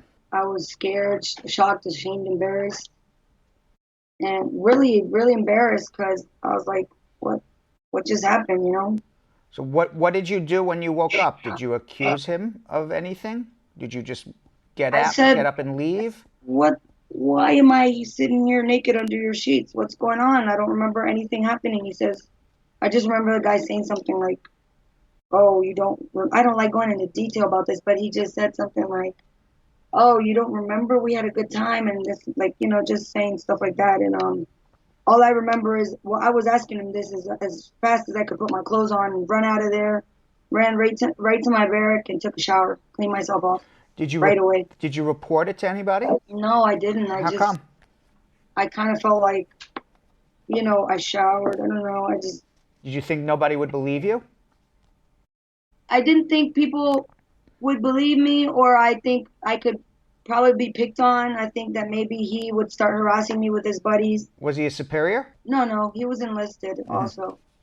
So after this incident, which was a terrible thing, how long was it after until you saw combat? Was it right away? Right after that, maybe a week. It wasn't long at all. I went to Iraq right after that. So tell me what happened in Iraq. Where did you go? And tell me about the combat that you saw. First, we went to Kuwait and Baghdad. We passed through there. We went to Kuwait for a week, and we passed through Baghdad. I got stationed in Balad Anaconda, which is 30 minutes north of Baghdad. And I don't know if we began our actual MOS, military occupational specialty of dental assisting. That's how much I can tell you. I don't remember. But I do remember we were getting mortar bombed very frequently there, almost on a daily basis. That's why they call it Anaconda. Colonel Thrasher, which is a dentist I was going to assist, he ended up volunteering to go down south. They asked, does anybody want to volunteer and go down south? They need an Army dentist down south in Al Nazariya. So he volunteered. So basically I volunteered to go with him. So did you actually see people getting killed? Did you see people injured? Did you ever feel that your life was in danger at any moment during Iraq? Of course. We did get bombed, like I said, in Balad. In Al Nazariya, we got bombed too. I remember the sirens. I remember when we would have to throw ourselves on the ground with our Kevlars. But there was one incident that really impacted me. I think the MST in Germany and one incident after the next was what really hit me hard, because I was trying to deal with one thing and then my issues, and I'm just pushing it down, not really talking to anybody about it, not, just trying to suck it up and drive on a soldier. I was really excited. I love basic combat training, AIT. I love the military. I felt so proud. I wanted to keep going. And then that's when the mass casualty in Al Nazariya happened, and it was just chaos. What was the mass casualty? Tell me what happened. We worked at the dental clinic, but we were used as manpower to pick up these wounded and dead Italian soldiers and stretchers for this large mass casualty. There was also some civilians involved, even a dead baby. This devastated me. I felt like it was hell on earth. Seeing so many injured and dead people at one time, it just had a severe impact on my mind. How long were you in Iraq? 2-3 months. Did you get any psychiatric help when you came back to Germany? They gave us psych meds. I mean, it wasn't really therapy. I don't think it was help much. I just think it was just kind of here, get drugged up, with prescription medication, psychiatric medication, and just forget everything. I slept most of the day. I felt like a walking zombie most of the time. When you came back to America after the rape in Germany, after you saw all the combat injured in Iraq, you yourself were under attack. There was a second incident in a nightclub. Do you remember what happened there? What ended up happening is I went to this club with my friend who invited me, and a fight broke out. So I had a lot of drink. So I said I had spent my money, buying drinks for me and my friends. I had no money. And I was pretty drunk, to be honest with you. So I was coming out of the club kind of oh, my God, where did everybody go? This friend that I went with a bunch of her other friends that I really didn't know. I was only, good friends with her. So I couldn't find her. I didn't have my phone on me. I don't even know right now if I lost it that day or what happened, but I didn't have a phone. So I was pretty much stranded. And coming out of the club, there was a girl standing out there, and she saw me, worried and all stressed out and crying and upset. So the girl said, are you okay? She came up and started talking to me. She seemed nice. She said, are you okay? She said, you can come back to my place. We can hang out for a while, and then I can find you a ride home. Don't worry, because I told her, I'm I live here in Maryland, and, I need to get home. I don't know how I'm going to get home. She said, don't worry about that. I'll get you a ride home. I'll find you a ride home later on. Later, she called this guy. I'm not going to name him because I didn't know his name. The guy was like, yeah, come on, let's go. I'll take you home. So we're going, and I see the Silver Spring exit. We pass it, and I'm like, hey, I told you that was my exit. You already knew. I had already told the guy. I was kind of paralyzed. I was kind of scared because I'd been using cocaine, so I was really in a paralyzed, scared kind of state. and he ended up taking me to a hotel. And I had thoughts about like jumping out of the car, but he was going pretty fast, and I was like, maybe I'll get hurt, and I don't know, maybe maybe this guy, I don't know, maybe he'll end up taking me home anyways. And if I jump out of the car here, if he gets out and then he hurts me, I was just kind of freaked out, so I just kind of went along with him, like, oh God, I hope he doesn't hurt me. And we ended up going to this hotel. And that's where it happened. I just tried to push him off me and said, no, please, and started crying and said, no, but it happened. I believe you. How did you feel after all of this? You just had 3 traumatic situations. You had the situation in Germany, you had the situation in Iraq of being actively in a war zone, seeing death and destruction, being raped twice. After all of this, how did you feel? How'd you get on with life? Not well at all.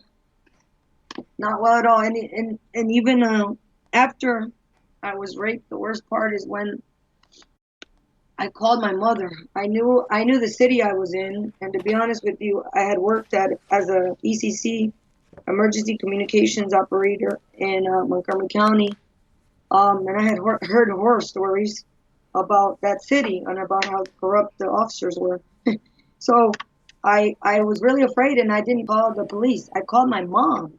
I first called my mom and told her what happened, and I felt like I need my mom, and I told her, Mom, call Montgomery County and tell them that I'm here, just so they know. How did you end up getting arrested for robbery? What happened? You had no money? I was self-medicating, and I got arrested for attempted robbery. And you were taking drugs and alcohol? Yes, sir. You pled guilty to it? Robbery and possession of marijuana? Yes. When did you get deported? 2009. 2009.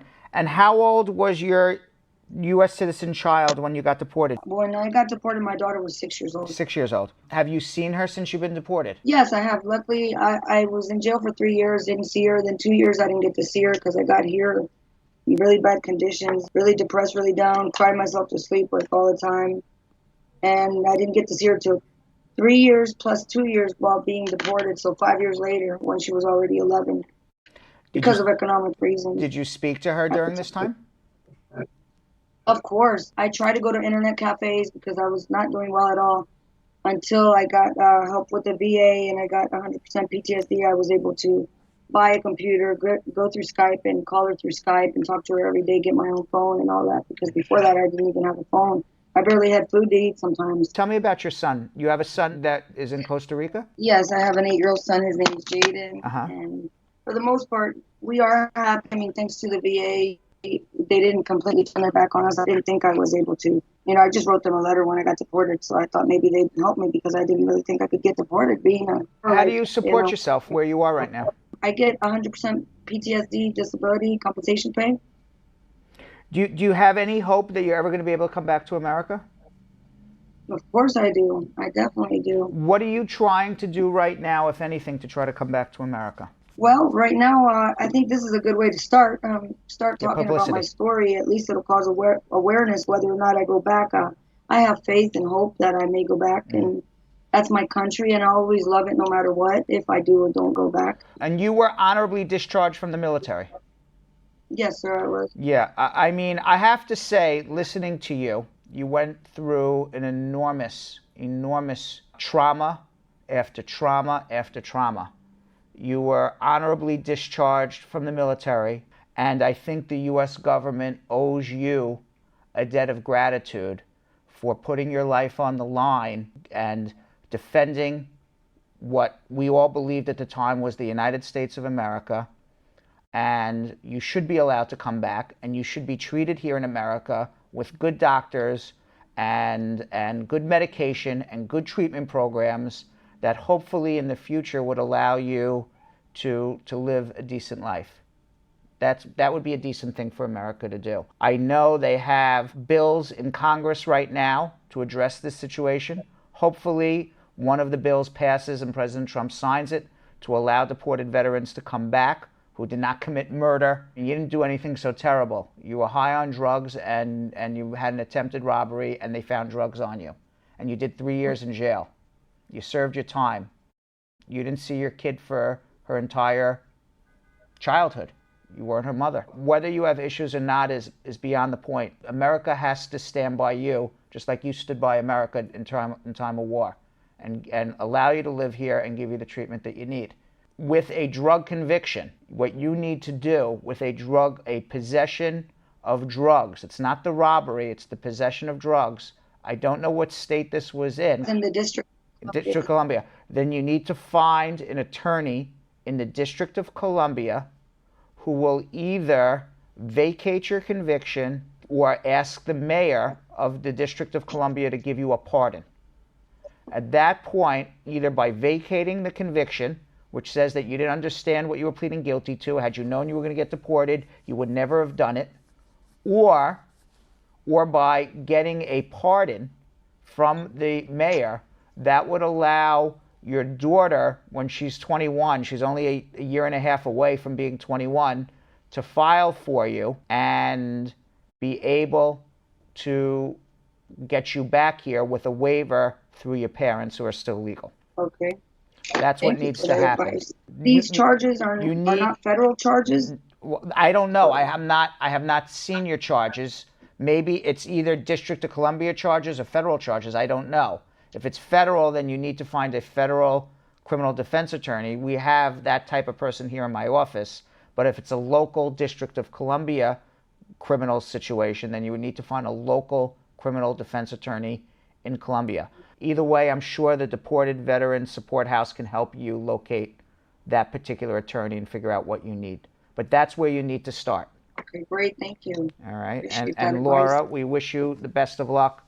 We'll be in touch. We hope things turn out better for you than they are at this moment.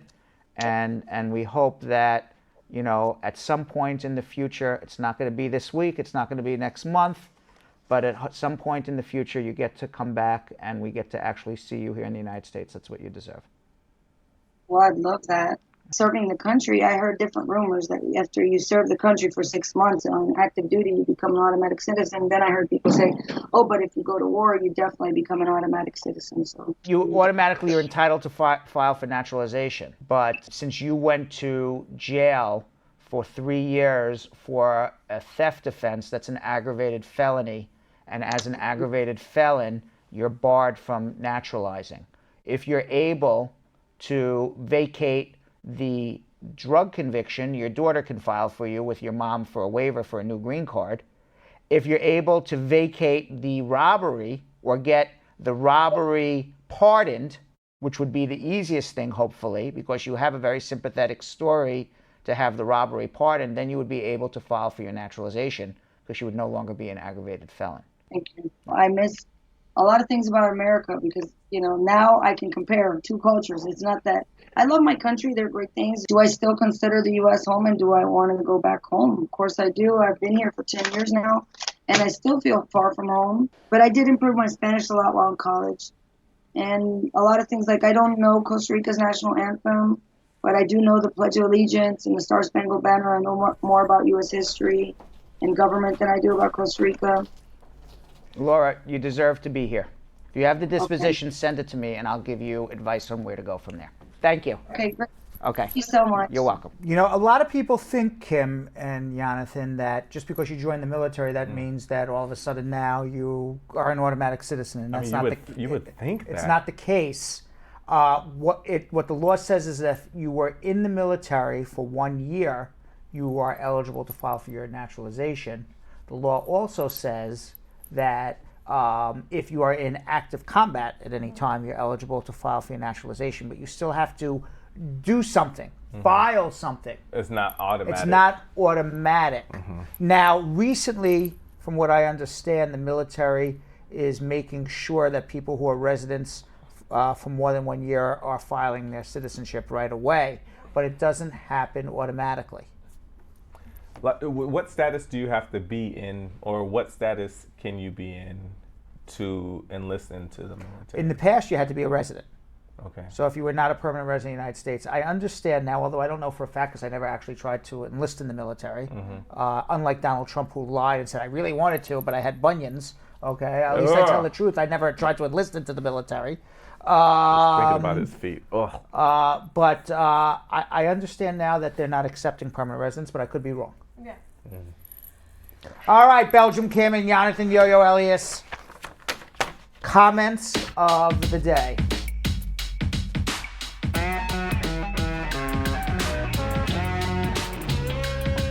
All right, everybody. Our first comment of the day goes to Charmaine Wallace, saying, the best show on Facebook and YouTube. The best. Wow, I like that. Yeah. Right. And now, is there going to be a theme of all like positive comments throughout these comments of the day? No, Brad. We picked all Oh, of the worst, hateful, the most hateful. disgusting comments. All right. Okay. Continue on then. Carry on. Yes, King Brad. Yes, carry on. That's carry right, on. King Brad. Yeah. Carry on. We've got Tanisha McNabb who said, Jonathan Elias, aka Yo-Yo. Hi, Belgium Kim. Brad, big up yourself. Helping people make y'all look so cool every day. It must be a blessing from God. Stay blessed and keep helping us, okay? Nice. I like that. I like We that. will. Yeah. Yes, very good. All right, our third comment of the day goes to Sophia R. Gray, saying, Brad Bernstein, this show takes away my stress. Oh my God, need to change the name to Release Stress. Wow. Wow. Welcome to Brad's release of stress. Yeah. No. That sounds like a hump day Wednesday. Yeah, every day. hands-on. That sounds very hands-on. Yeah, I don't want to be hands-on. No release. There's no release. Stress No release release. Let's with keep Brad's show live. All right. Yes. Wow, Brad's Falcon breathing. Oh, yeah. gross. Falcon Sex Hats That is a was great gross. show That was name. Or that massage with the mouth. We still have to take you Oh, there. the bite massage. The bite massage. Oh, that woman just. She's a fan. She's a fan and followed us for a while. You taste really good. She did, and then there was something we did that pissed her off. And then she stopped following us. And then she stopped following us. Yeah. Yes, I don't know. She may take like a too big of a bite now. I don't think she likes us anymore. I think because we were making fun of the whole thing. I think. No, it was something completely unrelated. It was like a Trump thing. Oh, what? And she was like, "Boo, you guys!" Did and she we say were something? like, Oh no! I don't want to go spend money there. If she's Right. like a Trump supporter. Forget it. She then. replied to us in a DM. Like she replied to a story in a DM. and it was like, she doesn't. Oh, no, then screw her. Yeah, we no. Yeah, no. let her go bite all the Trump people she wants. Exactly. I was Right. like, you bite some Trump white. All right, last one. Last one from Copper Clan says, watching the show is convincing me to pursue degree in law, even though I'm 40. But who knows? Maybe I'll pursue it. All right. Hey. All right. Oh. Jilly Bean has. She did. Hold on. Oh, I see. Okay, I've got this one. Sorry, yo. Carrie Ann Wallace on YouTube said, Brad, it doesn't get any better than you. Oh, great way to end it. Great way to Beautiful. end. Thank you That's very beautiful. much. All right, everybody. Have a great weekend. We're going to be off tomorrow, but we'll see you all on Monday. Try to survive 3 days without us, but I promise you 5:30 Monday, we'll be here with big smiles to help everybody and have some fun. Have a great weekend. So, Sam, as part of the production, we have to say this disclaimer at the end of the show. Do you mind reading it for me? Okay, but you know, Brad, I have to do everything around here. It's bad enough I've got to remember everything that happened on the episode from the previous day. Forget it. I'll do it. The proceeding was information only and not specific legal advice. Consult an attorney about your individual situation. Prior successful results do not guarantee a similar outcome in the future. To make an appointment with the Spar and Bernstein law firm located at 225 Broadway in New York City, call 1-800-529-5465. That's 1-800-529-5465. Easy to remember, 1-800-LAW-LINK. That's 1-800-LAWLINK.